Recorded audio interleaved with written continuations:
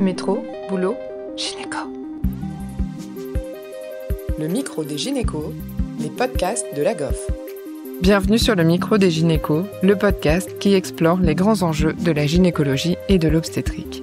Aujourd'hui, Océane reçoit le professeur Morel, gynécologue obstétricien au CHU de Nancy et professeur à l'Université de Lorraine, pour parler du placenta accreta. Une discussion incontournable sur cette pathologie obstétricale. Bienvenue, professeur Morel, sur le micro des gynécos. On est ravis de vous accueillir aujourd'hui. On va discuter d'un domaine qui vous intéresse particulièrement, les dysplacentations ou le placenta accreta, entre autres. Est-ce qu'on peut commencer par introduire le sujet avec un bref rappel épidémiologique et de définition de ces situations, s'il vous plaît? Bonjour et merci de me proposer de discuter avec vous du placenta accreta. Effectivement, c'est un sujet qui m'intéresse depuis quelques années. Et alors, ça va peut-être vous paraître paradoxal, mais en fait, on reste sur une définition qui est pas si consensuelle que ça du placenta accreta. Ce qui fait consensus, c'est anomalie de l'insertion placentaire, mais je vais pas plus loin dans le détail, qui est très à risque d'hémorragie majeure au moment de la délivrance. Ça, c'est la définition du placenta accreta. Une fois qu'on a dit ça, si vous regardez ce qui traîne dans la plupart des grimoires ou de plein de publications, vous allez retrouver accreta, increta, percreta, en vous décrivant une invasion plus ou moins profonde d'un myomètre plus ou moins épais. Je pense que là, jusque-là, vous êtes d'accord avec ce que je vous décris. Et en fait, on a des données assez récentes qui datent de 2020, mais ça fait un moment qu'on avait un faisceau d'arguments dans ce sens-là. C'est des données qui ont été publiées par Éric Joniot, donc en Angleterre, qui battent en brèche le côté invasif. Et en fait, aujourd'hui, la principale hypothèse physiopathologique, c'est qu'on n'est pas sur une anomalie du placenta, on est sur une anomalie de l'utérus en face du placenta. Et donc, le placenta accreta aujourd'hui, c'est un placenta qui s'insère en regard d'une cicatrice utérine.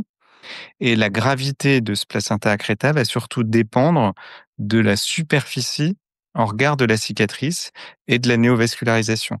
Plus plus la zone cicatricielle en regard du placenta est importante, zone cicatricielle veut dire pas d'utérus contractile. Donc, quand on retire le placenta, il n'y a rien pour se contracter et écraser ces vaisseaux. Et plus vous avez de vaisseaux, plus ça saigne. Donc, c'est ces deux facteurs-là principalement. Donc, sans cicatrice utérine, on parlerait plus de placenta accreta? Ça n'a pas de logique, en fait. Et en fait, si vous prenez des données épidémiaux qui sont toutes rétrospectives, vous allez trouver des indications des signalements de placenta accreta chez des femmes qui n'auraient aucun antécédent. Et en fait, ça tient certainement à des faux positifs au moment du diagnostic clinique ou à des femmes qui ont eu des cicatrices, notamment par curetage, et qui ne l'ont pas forcément signalé. On l'a pas comme information dans les éléments du dossier. Je vous ai pas répondu sur l'incidence parce que avec tout ce que je vous ai dit là et les problèmes de définition, en fait, les incidences décrites sont extrêmement variables, ce qui veut dire qu'on n'en sait rien. Voilà. C'est vraisemblablement faible, hein. C'est pas toutes les femmes avec cicatrice utérine, heureusement. Il faut vraiment que le placenta se mette dans la cicatrice.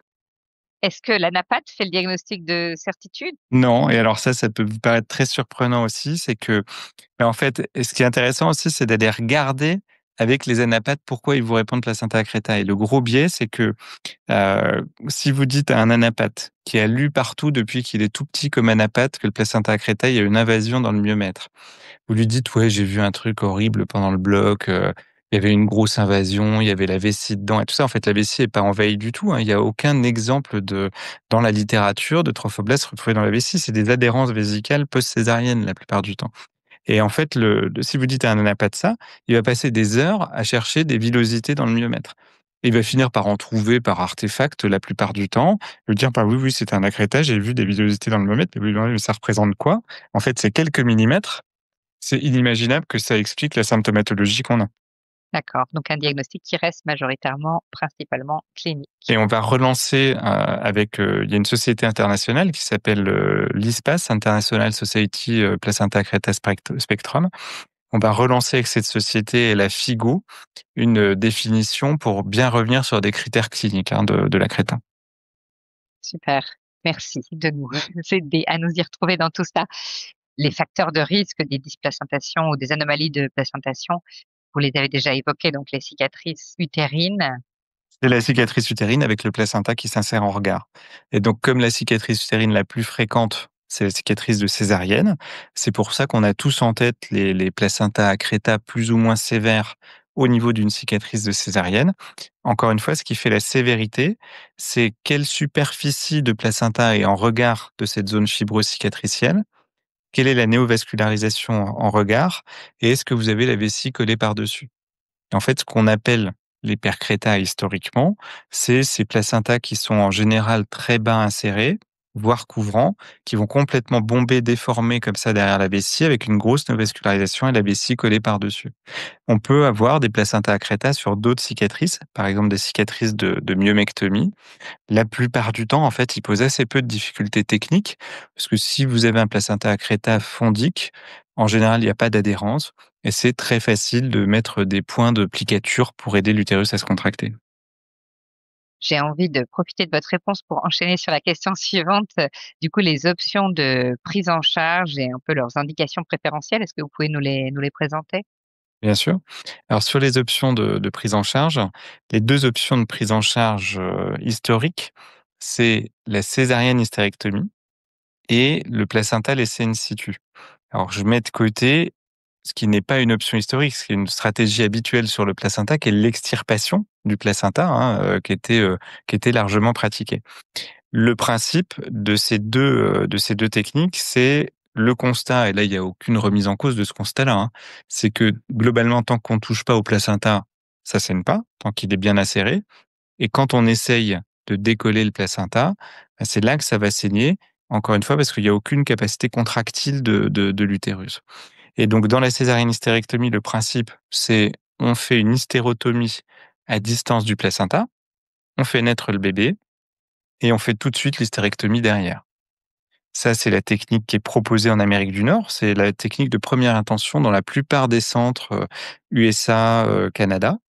C'est peu satisfaisant parce qu'on a démontré aussi très largement qu'un des impacts majeurs sur le vécu des femmes en termes de stress post-traumatique, c'est l'hystérectomie. Ça a un impact majeur en fait en qualité de vie derrière, le fait d'avoir été hystérectomisé en postpartum, même chez les femmes qui étaient averties hein, de la stratégie. Et par ailleurs, c'est pas safe du tout par rapport à d'autres techniques parce qu'il y a des saignements majeurs qui sont possibles. Il y a des plaies de vessie, des plaies d'urtère, des reprises chirurgicales, etc. L'alternative, elle a été proposée en France au début des années 2000 par l'équipe de Port-Royal. À l'époque, c'était Dominique Cabrol, le chef de service. Pareil, sur le constat de ça saigne quand on essaye de décoller le placenta, bah, il s'est dit, ben, laissons-le en place et on va le laisser s'éliminer tout seul. Donc pareil, hystérotomie à distance du placenta. Une fois que le bébé est né, on clampe le cordon, on le suture à ras du placenta, on referme l'hystérotomie et on s'en va en espérant qu'il n'y ait pas de saignement secondaire ou d'autres complications. Dans les premières séries qu'il avait, publiées, donc jusqu'en 2010, 2015, les données semblaient relativement rassurantes et en fait, c'est l'équipe de Port-Royal qui a publié en 2018, c'est Louis Marcelin qui l'a publié, une mise à jour qui montre qu'il y a beaucoup plus de complications qu'initialement décrit, avec beaucoup plus de saignements secondaires, de risques infectieux et un taux de succès pour garder l'utérus qui est beaucoup plus faible. Et en fait, l'option la plus récente, qui s'est, développée essentiellement en Amérique du Sud, en Argentine, depuis les années 2010, c'est le fait de dire: «Bah, on va réséquer la partie malade». Comme de toute façon, quand on fait une hystérectomie, il faut bien disséquer la vessie. Bah, on dissèque tout ça, on est prêt à l'hystérectomie, mais on retire le placenta et on enlève la partie fibreuse qui ne veut pas se contracter. Donc ça a été proposé par José Palacios à Buenos Aires, avec des taux de succès très élevés, plus de 80% de conservation utérine hein, quand on utilise cette technique-là. La diffusion elle est relativement faible encore dans les pays occidentaux. Elle est largement plus répandue. Elle s'est passée par l'Égypte, par l'Indonésie, et donc on est plusieurs centres maintenant en Europe à s'être formés à cette technique. Et donc à Nancy, à titre d'exemple, nous on propose que la résection en première intention, parce que de toute façon, si ça tourne pas bien, on peut être amené à faire l'hystérectomie secondairement, donc ça paraît pas du tout logique de proposer l'hystérectomie d'emblée. Et en modifiant un peu la technique des Sud-Américains, ça c'est un papier qui vient d'être soumis, on est à plus de 90% de conservation utérine, y compris dans les cas les plus sévères. Dans la mesure du possible, vous essayez de faire cette résection dans l'épaisseur du myomètre ou c'est tout le myomètre qui est en regard de la zone adhérente? C'est toute la zone fibreuse du myomètre qui n'est pas en capacité de se contracter. Donc on peut laisser du myomètre si l'épaisseur est suffisante et Bien oui. sûr. En fait, ce qu'on fait, c'est qu'on prépare toute la dissection à l'apport de la technique, occidentale, c'est, de faire la dissection préparatoire avant d'ouvrir l'utérus. Encore une fois, tant que vous n'avez pas ouvert l'utérus, ça saigne pas. Il y a pas de plan de clivage avec le placenta. Donc on va disséquer toute la vessie jusqu'au cul-de-sac intervésico-utérin. Ensuite, on fait l'hystérotomie, on fait naître le bébé, on extirpe le placenta de façon à voir où est la zone fibreuse. À ce moment-là, on a quelques minutes où ça saigne effectivement parce qu'on a extirpé le placenta et on a des techniques de strangulation utérine, hein, de garrot qui permettent d'arrêter très vite le saignement. Ensuite, on va réséquer la zone fibreuse et refermer l'hystérotomie. Et en cas de saignement, du coup, plus que les utérotoniques, on va rapidement aux étapes, suivantes, quoi, puisqu'on s'attend à un utérus qui va pas répondre aux utérotoniques. Alors l'utérus, toute sa partie non fibreuse répond aux utérotoniques. C'est pour ça que l'intérêt, c'est vraiment de réséquer la zone fibreuse. D'accord, donc vous feriez la même, cascade de prise en charge de l'hémorragie que d'habitude. Oui. Très bien. Merci beaucoup professeur, c'était vraiment intéressant. Quelque chose que vous souhaiteriez ajouter sur le sujet? Alors à nouveau, on parlait, dans une autre interface avec vous, de l'information des patients, du consentement éclairé, du vécu. Le placenta accreta, c'est un des sujets sur lequel on a beaucoup de données en fait, hein. Il y a eu beaucoup de travaux, faits dans les pays anglo-saxons. J'insiste là-dessus, l'hystérectomie n'est absolument pas banale, ça ne devrait pas être une solution de facilité parce qu'on a documenté le fait que le vécu était catastrophique, y compris quand les femmes, sont, averties à l'avance de cette, possibilité.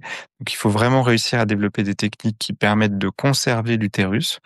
On est en train de travailler une fiche d'information avec le collège de gynéco pour que les femmes soient informées au mieux et je crois que l'idéal dans l'avenir, c'est que les différents centres qui sont amenés à prendre en charge des placentas accreta arrivent à informer en toute transparence des différentes techniques disponibles pour que les femmes puissent éventuellement choisir de changer de centre en fonction des techniques qui sont proposées. La plupart du temps, c'est de la chirurgie réglée, ça paraît pas du tout incompatible de le faire. Merci, c'était une précision importante et intéressante. Si j'essaie de synthétiser l'épisode, le placenta accreta, pose une problématique de définition, mais on s'oriente de plus en plus vers une définition clinique qui exclut les invasions de la vessie, et cetera. Vraiment des placentas difficiles à délivrer en regard des cicatrices utérines, le plus souvent une césarienne, mais éventuellement un curetage, une aspiration, éventuellement non signalée.